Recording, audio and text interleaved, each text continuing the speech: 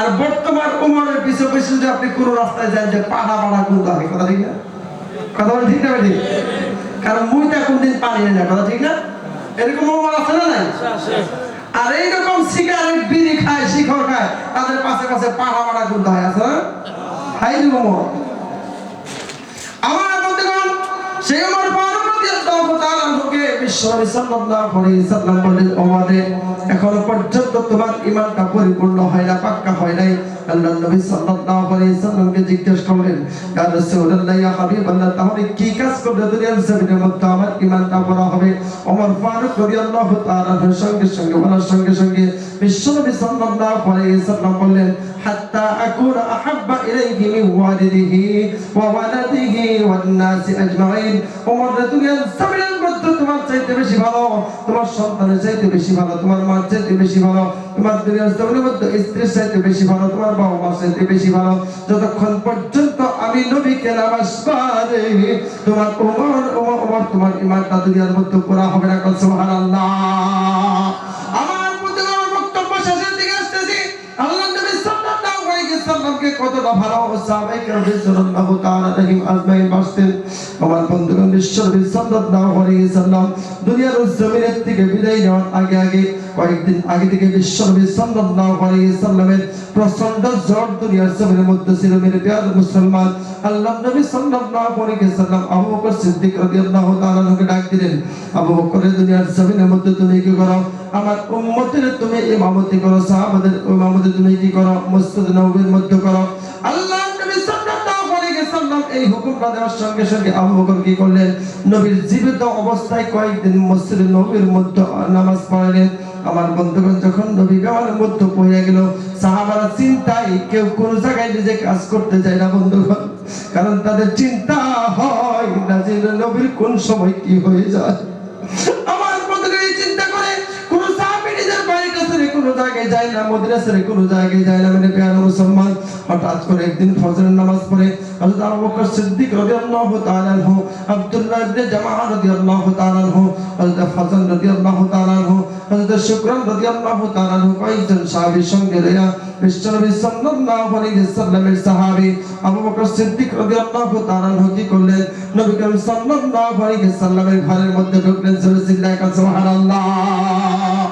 আল্লাহ নবী সাল্লাল্লাহু আলাইহি ওয়াসাল্লামকে সালাম দিলেন। সালাম দেওয়ার পর নবী করিম সাল্লাল্লাহু আলাইহি ওয়াসাল্লাম সালামের উত্তরটা দিলেন। মেরে প্রিয় মুসলমান, সালামের উত্তর দেওয়ার পরে আবু বকর সিদ্দিক রাদিয়াল্লাহু তাআলা আনহু আল্লাহ নবী সাল্লাল্লাহু আলাইহি ওয়াসাল্লামকে জিজ্ঞেস করলেন, ইয়া রাসূলুল্লাহ, ইয়া হাবিবাল্লাহ, আপনার বর্তমান শারীরিক অবস্থা কি রকম?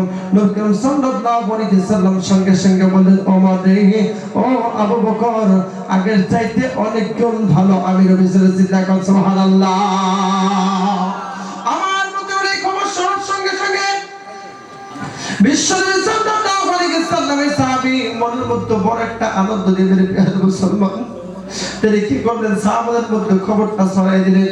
সাহাবাদের দিলের মধ্যে আনন্দ উৎফুল্লিত হয়ে যাইতেছে। মেরে প্রিয় মুসলমান, সাহাবারা অনেক দিন ধরে কোনো জায়গায় কাজ করতে যায় না, সাহাবারা নিজেরা বাড়ি ছাইড়া কোনো জায়গায় যায় না। মেরে প্রিয় মুসলমান, খবরটা শুনতে দেরি সাহাবাদের মনের মধ্যে আনন্দ শুরু হয়ে গেল। সাহাবারা নিজের কাজের মধ্যে একটু একটু দূরে চলে গেল।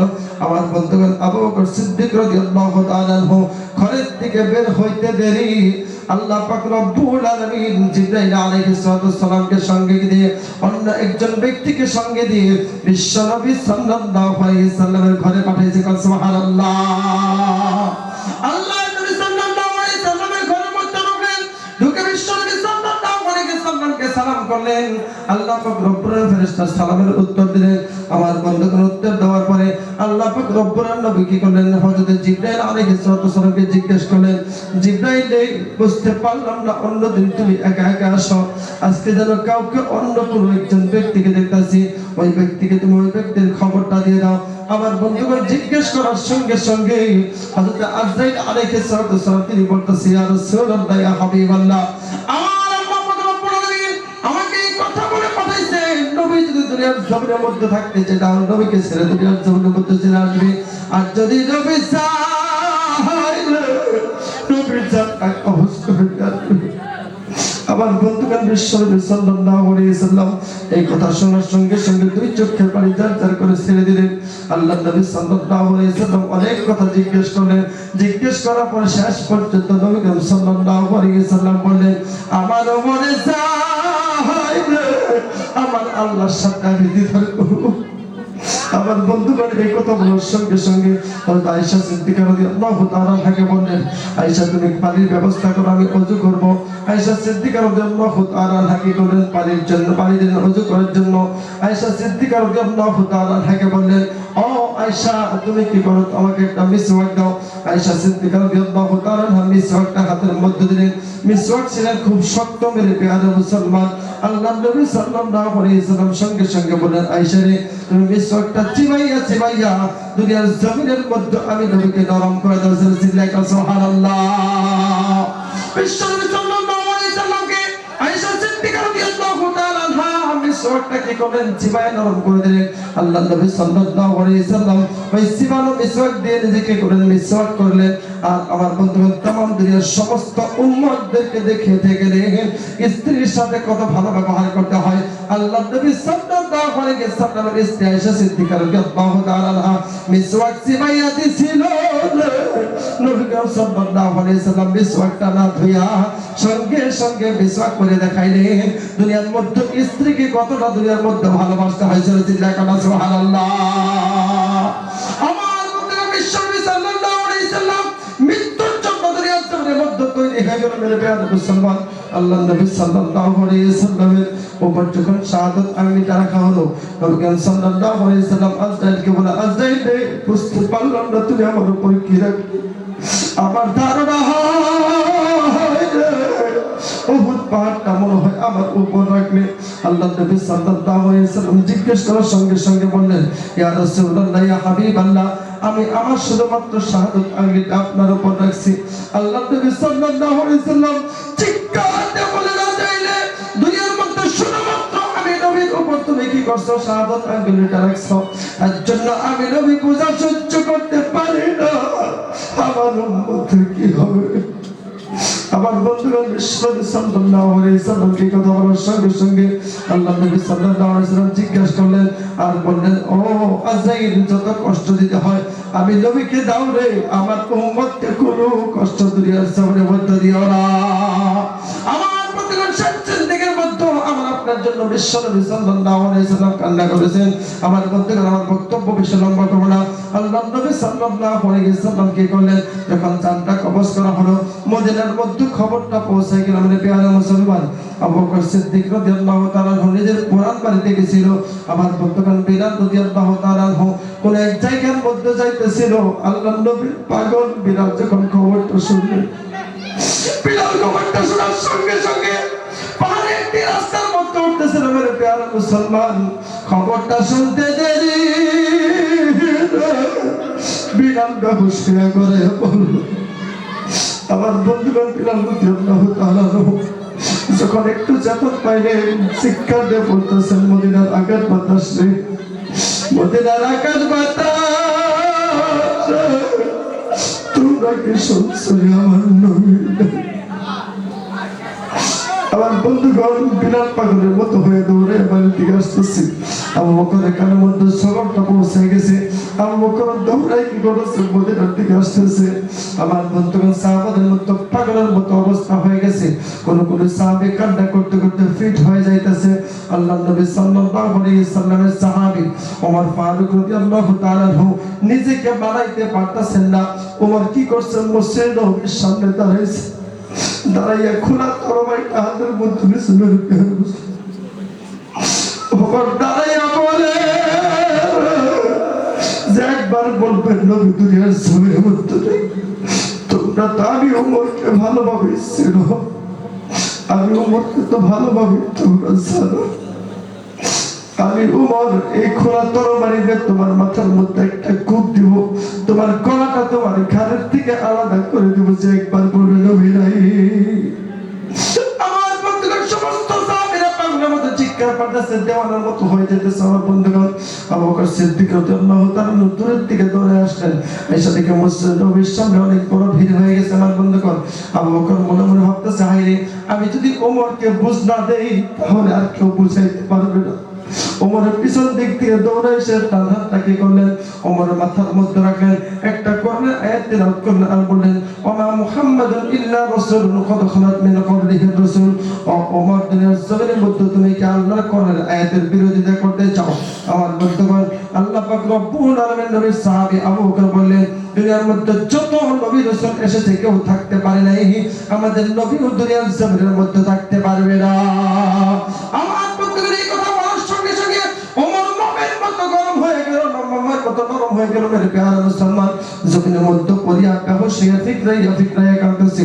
আবু বকর সিদ্দিক রাদিয়াল্লাহু তাআলা আনহু সাহাবাদেরকে হুকুম দিলেন, তোমরা কি করো, কাফন দাফনের ব্যবস্থা করো, গোসলের ব্যবস্থা করো। মেরে প্যারা মুসলমান, আবু বকর সিদ্দিক রাদিয়াল্লাহু তাআলা আনহু কয়েকজন সাহাবীর সঙ্গে নিয়ে আল্লাহর নবী সাল্লাল্লাহু আলাইহি সাল্লামের মধ্যে ঢুকছে। ঢোকার পরে দেখে নবী অন্যান্য দিন বসে থাকে, আজকে বসা ওমর চিৎকার দিয়ে বলে, নবী গো।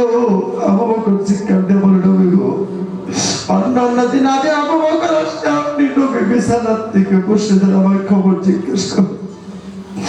নবী গো, আজকে কেন আপনি উঠে বসেন না? আবু বকর সিদ্দিক রাদিয়াল্লাহু তাআলা দেখতে পারলেন আল্লাহর নবী সাল্লাল্লাহু আলাইহি সাল্লামকে, আল্লাহর নবী সাল্লাল্লাহু আলাইহি সাল্লামের রুমের পূর্ব দিকে জনমের মতো এমন চাদর দিয়া থাকিয়া নবীকে শুয়ে রাখছিলেন। আমার বন্ধুগণ, আবু বকর চারটা করে চিৎকার দিয়ে বললেন, নবী গো, একটা বার আমার খবর আপনি জিজ্ঞেস করেন। আমার বন্ধুগণ, নবীর তরফ থেকে কোনো উত্তর আসে না। আবু বকর কি করলেন, কাফন দাফনের ব্যবস্থা করলেন। ধারাবাহিক হিসাবে সাহাবারা কি করলেন, সালাম দিলেন। মেরে প্রিয় মুসলমান, শেষ পর্যন্ত আল্লাহর নবী সাল্লাল্লাহু আলাইহি সাল্লামের দেহ মোবারকটা যখন কবরের পাশে নিয়ে গেছে, মেরে প্রিয় মুসলমান, কবরের মধ্যে দুইজন ব্যক্তি নামছে। একজন হচ্ছে মাথার দিকে আবু বকর সিদ্দিক রাদিয়াল্লাহু তাআলা আনহু, পায়ের দিকে নামছে ওমর। দুইজন সাহাবী নামছে। আল্লাহর নবী সাল্লাল্লাহু আলাইহি সাল্লামের দেহ মোবারকটা কবরের মধ্যে নামাইছে। নামার পরে আল্লাহ পাক রব্বুল আলামিন নবীর সাহাবী আবু বকর সিদ্দিক রাদিয়াল্লাহু তাআলা আনহু মনে মনে বলতেছে, হায় রে, এত সময় তো আমি সবাইকে বুঝ দিলাম, এত সময় সবাইকে আমি সান্ত্বনা দিলাম, আমি আবু বকর সহ্য করতে পারি।